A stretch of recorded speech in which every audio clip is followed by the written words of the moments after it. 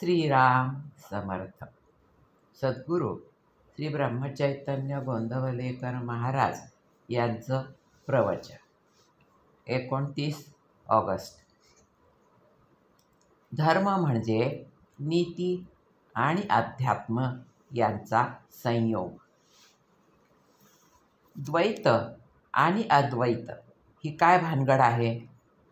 भगवंतापासूनच सर्व झाले, एकापासून दोन झाले. आपण मूळ स्वरूपापासून बाजूला झालो म्हणून द्वैत झाले. मायेमध्ये सापडले नाही म्हणजे अद्वैतात राहता येईल. माया कल्पनेचीच झाली, तिला कल्पनेनेच मारावी. एकच करावे, अद्वैतात जे राहिले त्यांच्या नादी आपण राहावे. भगवंताचे होण्याकरता ज्याने मी वेगळा झालो ते सोडावे. ज्याच्यापासून माया निर्माण झाली त्यालाच शरण जावे. माया तरी भगवंतामुळेच झाली.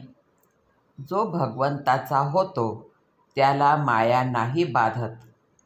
मायेचा जोर संकल्प विकल्पात आहे. अखंड स्मरणात राहावे म्हणजे नाही माया बाधत. भगवंताचे नाम हे स्थिर आहे, पण रूप मात्र सारखे बदलते. प्रत्यक्ष साकार रूप हेच काही रूप नव्हे. जे जे आपल्या कल्पनेमध्ये येऊ शकेल ते ते सर्व रूपच होय. भगवंताच्या नामात मोबदल्याची अपेक्षा नाही म्हणून ते पूर्ण आहे. समाधान हा पूर्णत्वाचा स्वभाव होय. म्हणूनच जे पूर्ण नाही ते असमाधान. भगवंताकडून येणारी शांती हेच समाधान होय आणि हेच पूर्णपण आहे. जे शास्त्र समाधान देते तेच शास्त्र खरे होय आणि ज्याने शांती आणि समाधानाचा लाभ होतो तोच खरा धर्म होय. धर्म म्हणजे नीती आणि अध्यात्म यांचा संयोगच. जो दुसऱ्याच्या हिताकडे न पाहता आपल्या हिताकडेच पाहतो तो स्वार्थीच होय. सुख व्हावे ही मनुष्याला इच्छा असल्यामुळे अस्वस्थपणा येतो. या अस्वस्थतेमधून तळमळ निर्माण होते. या तळमळीमुळे जगाच्या सर्व सुधारणा बाहेर पडतात. पण या सुधारणा जितक्या जास्त होतात तितके मनुष्याला दुःख जास्तच होते. जी विद्या केवळ नोकरीचे साधन आहे ती अपूर्णच असते. असली विद्या पोटापुरतीच समजावी. ती समाधान देऊ शकणार नाही. समाधान देणारी विद्या निराळीच आहे. म्हणून लौकिक विद्येला फार महत्त्व देऊ नये.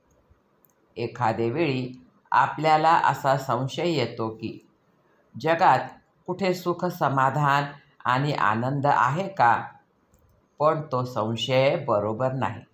कारण ज्या गोष्टी जगात नाही त्याचे नावच कसे निघेल? असमाधान याचा अर्थच समाधान नाही ते. यावरून असे स्पष्ट दिसते की आधी समाधान असलेच पाहिजे. दिवाळीमध्ये सुखाचे जे असेल ते आज करतो आणि दुःखाचे जे असेल ते आपण उद्यावर टाकतो.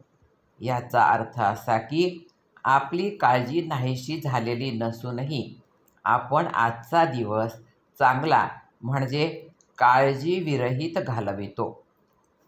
उद्या पुन्हा काळजी आहेच, पण जो भगवंताचे स्मरण ठेवील त्याला काळजी केव्हाच नसते. आजचे बोधवचन. ज्याची प्रत्येक कृती रामाच्या स्मरणात होते तोच खरा रामराज्यात राहतो. जानकी जीवन स्मरण. जय जय राम. श्रीराम समर्थ.